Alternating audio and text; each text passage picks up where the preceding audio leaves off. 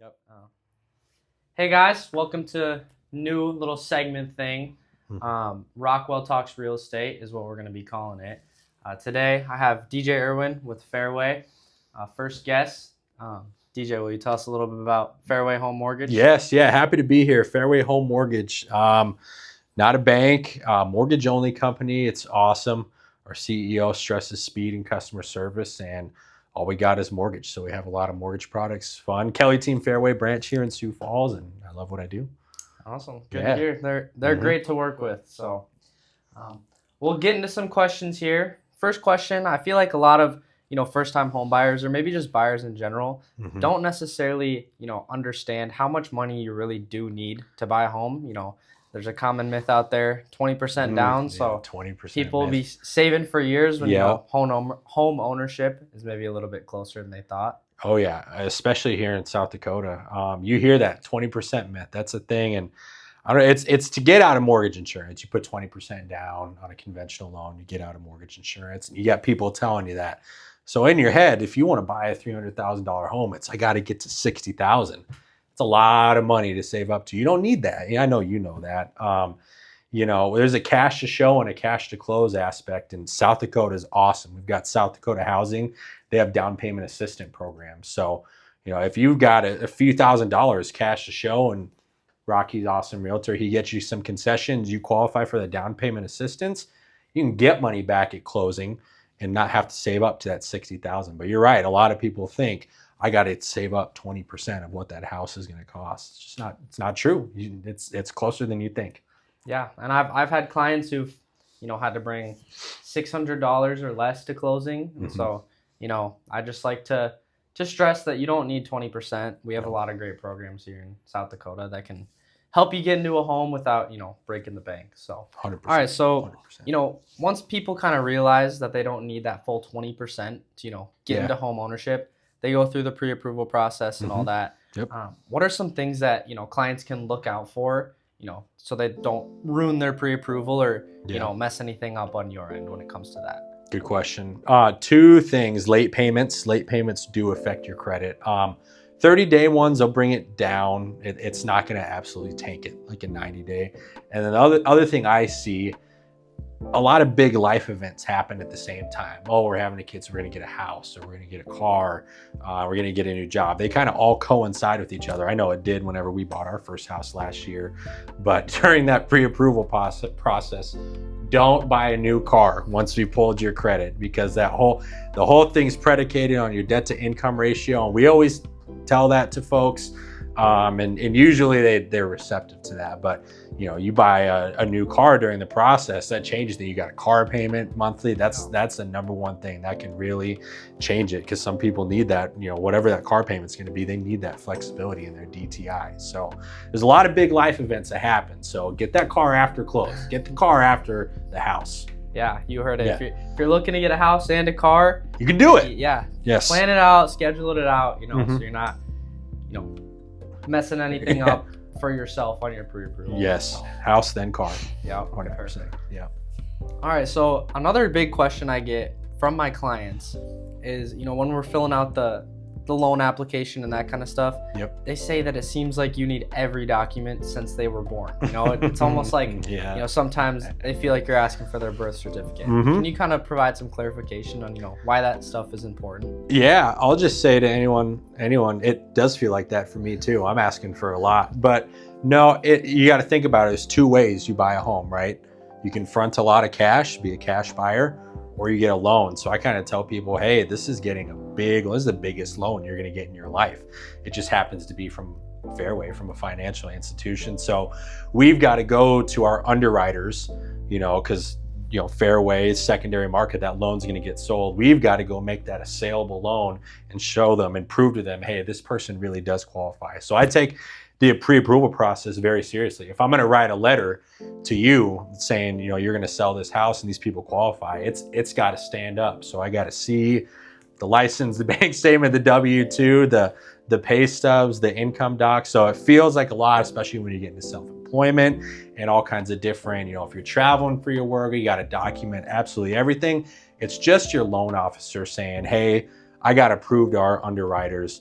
this person qualifies for that loan. So it's just us going really above and beyond for you, even though it feels like I'm hounding you for documents sometimes. Yeah, and I can attest to that. When we get that pre-approval letter, that's a very important document we have to have during the process. And so as tedious as it may feel to get all those docs in, it's beyond important to make sure that we can actually secure this loan and get to that closing table on time for you guys. Okay. 100%. So there's also a lot of people out there that may think they can't buy a home right now. We already kind of went over the 20% down myth. Is there anything else that comes across your table a lot where people are saying, I can't buy right now because I have so and so, that isn't actually true? Yeah, that's a good question. There's a bunch of things that place doubt in people's mind. What I'd say to you is two things: that 20% down myth, the I don't have enough money. You might, you might be able to get you cash at close. You'll be able to keep everything you have in the bank. And then the second thing, if you don't know what that monthly payment's going to be, then how do you know how it's going to fit into your budget? The cool thing is, whenever I get people, and sometimes people know, hey, this is how much the monthly might be. It's this much more than my rent. But sometimes you show people, hey, this is your principal, interest, taxes, insurance, and your mortgage insurance, and they see the number and they go, oh my gosh, I thought it'd be way more expensive than that. And you go, well, that's what it is for this house. And they realize I can afford that. And so I think that's kind of like a self-doubt type of thing. Go see what the number is and determine if that fits into your monthly budget. I know even for me, I bought my first house last year. I didn't really have a ballpark number. Go get that ballpark number from a mortgage lender. Go find out so that it's free. It's free to find out. Yeah, it's free to fill out an app. And like DJ mentioned, I've had clients too where they get that monthly number, their monthly payment, and they're shocked at how low it is. They think, for a $300,000 house, I'm paying this per month. So it's a lot more achievable than people may think. 100%. So every day it seems like another client is saying that they're gonna wait till rates drop. I'm gonna wait until rates get a little bit lower, and then I'm gonna continue my home search. What's something that buyers might not kind of understand, or we deal with this every day, so what's something that they might not see that we kind of see every day? Yeah, rates. That's all people want to talk about is interest rates. It's very hard to predict, and you see rates everywhere, and you see them advertised, and you see them sent out, and you see my rate is different than your rate, different than another person's rate. It's all predicated on your credit score and kind of what the market's doing at that moment, the amount of money you're going to put down, if you're going to do a 15-year or a 30-year. And so I'll answer that with what I talked about earlier. Go talk to a loan officer and see what current rates are with Fairway, with that bank that you want to go to, with that credit union that you want to go to, and then talk to that person. They should be professional, and you should be able to ask them, hey, are you tracking rates? Do you follow it every day? Do you have an idea of whenever it's gonna, go up or down? I know our branch, we follow Barry Habib and MBS Highway pretty closely, and they give a float or a lock every single day. They give us a suggestion. Now we can think on top of that, but your mortgage professional should be able to give you a strategy of where they think it's gonna go, when you should lock. But it's a huge part of the home buying process. What do you see in it? Yeah, so I just think, if a client is thinking that way, I'm gonna wait until rates drop. Yeah, that's totally fair. I understand it to an extent, but just think about your neighbor who's also waiting for rates to drop. Their sister who's also waiting for rates to drop. Once rates drop, that means more buyers into the market. That means sellers, they have a little bit of an advantage, so they can list their homes for more, which means you might ultimately be paying more in the long run for, the same condition and the same quality of home that you would have if you just kind of hopped in right away. And so that's why, I think personally right now is one of the best times to buy. Oh yeah. Because, rates are in a good spot. In a great spot. Yeah. And, they may drop, they may raise. We never know. That's, like DJ mentioned, that's something we can't. We got government shutdowns. Yeah. we can't predict. We can't predict the future, but, homes are sitting on the market, sellers are getting a little bit antsy to sell. And so you can always get some money off that could help your rate out, maybe take advantage of some concessions so that your cash to close isn't as high. Yeah. You know. And one thing that always sounds kind of salesy to say is, well, you can always refinance it. You can always refinance it.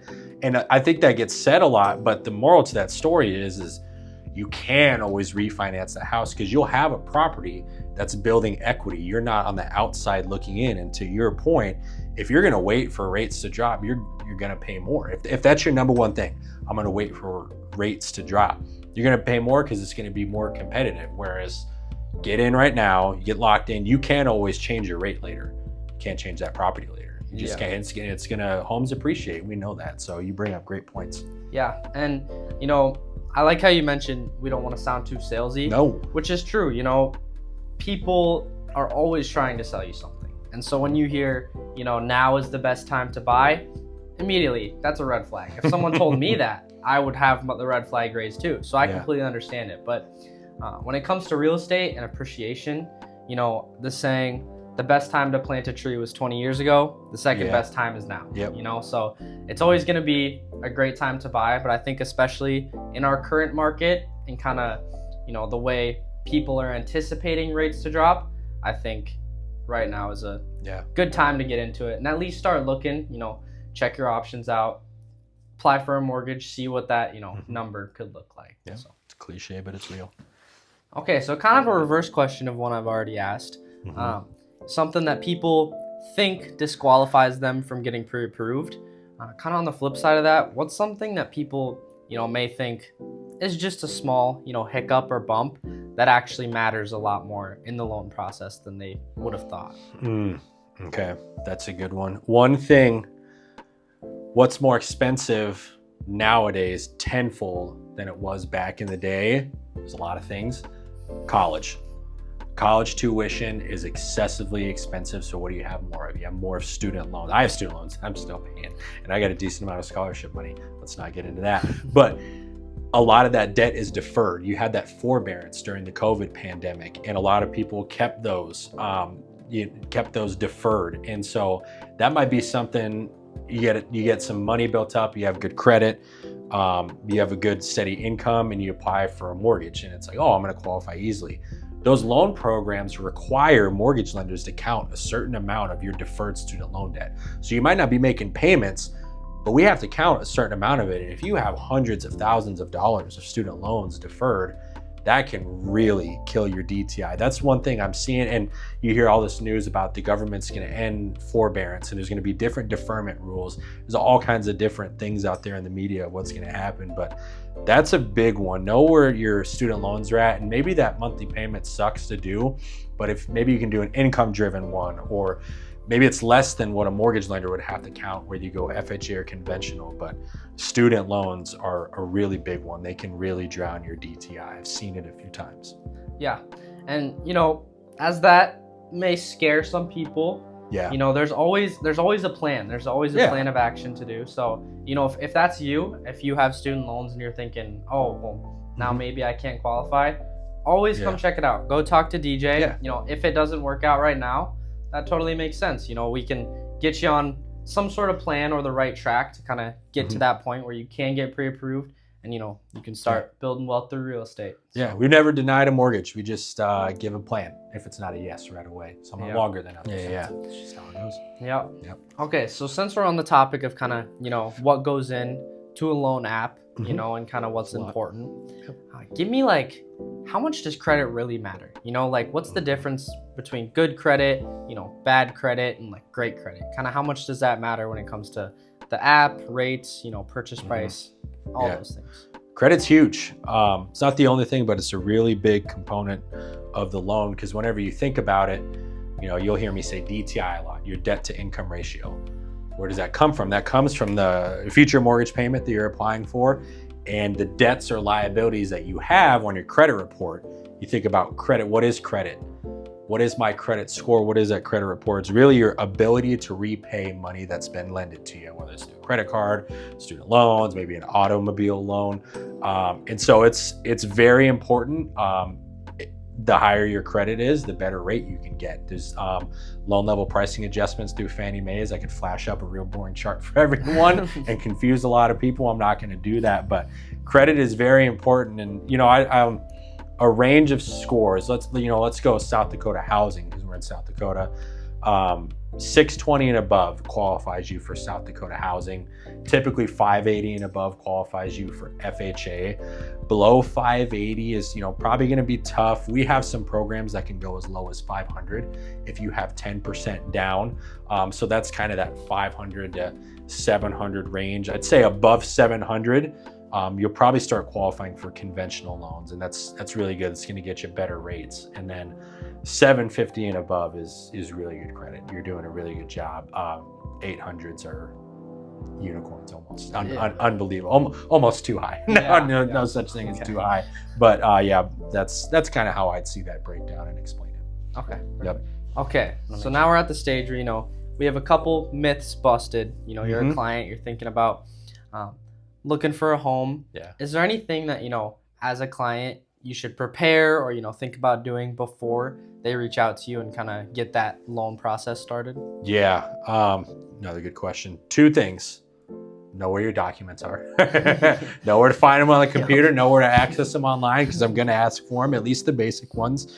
2, start thinking about your budget as a monthly budget, because that's how I'm going to look at it. That's how all lenders are going to look at it. Start thinking about your purchase price of your home and how that's going to fit into your monthly budget, because that's how we're going to look at it. Everyone has their own different ways of how they allot where their money is going. Some people it's yearly, some people have events they're saving up for, weddings they're saving up for. But start really thinking, hey, what are my liabilities every month? Does a mortgage fit into that? Because that's gonna affect everything. That's gonna affect our process, what house we get pre-approved for, the max purchase price, and all those kinds of things. So monthly budget, know where to find your documents. Perfect. You need those documents. You need the docs. Yeah. Might as well have them ready. 100%. They're gonna get asked for. Yeah. And one thing I love about working with DJ and Fairway, unlike other banks, they, doors close at 5. Might be a little hard to get in contact with them. DJ, I could call this man at 9 p.m. and he'll pick up. Fairway, like DJ mentioned, isn't a bank. They focus strictly on mortgages. So could you tell me about kind of how your process works, how you're able to, pick up my calls so fast and help out my clients at, 3 p.m. on a Saturday when they may just be getting off work or something, that kind of convenience of your communication. Yeah, one thing I'll say is it makes it easy to answer your phones when I'm not chasing my 1-year-old around. So she's asleep after 9, so that's good.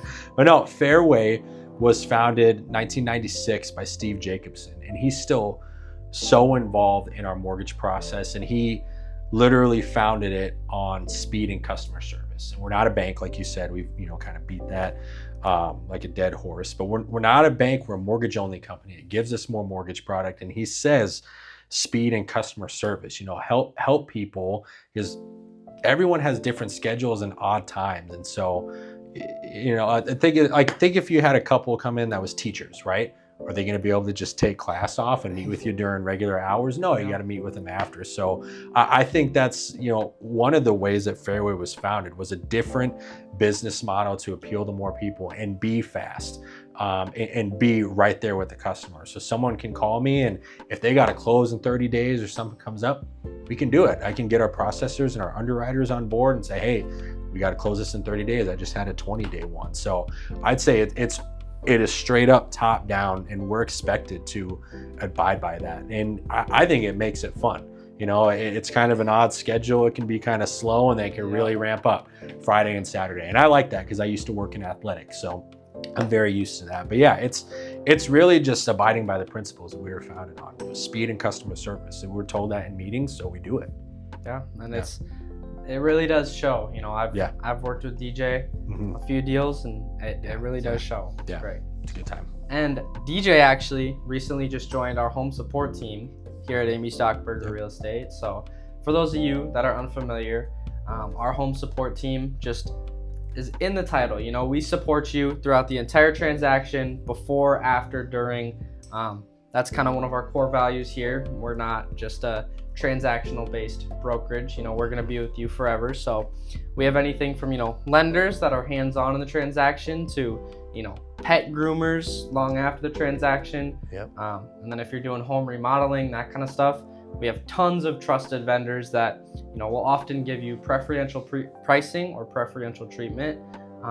So how has your kind of experience in the home support team been so far? Yeah, it's been great. I don't know, is it 1 or 2 months? I forget. It's time. 2 months. Time's flying. We're in the holiday season, so it's been fantastic. I think that there's a certain professionality with this brokerage that I really appreciate. I came to a meeting the other day.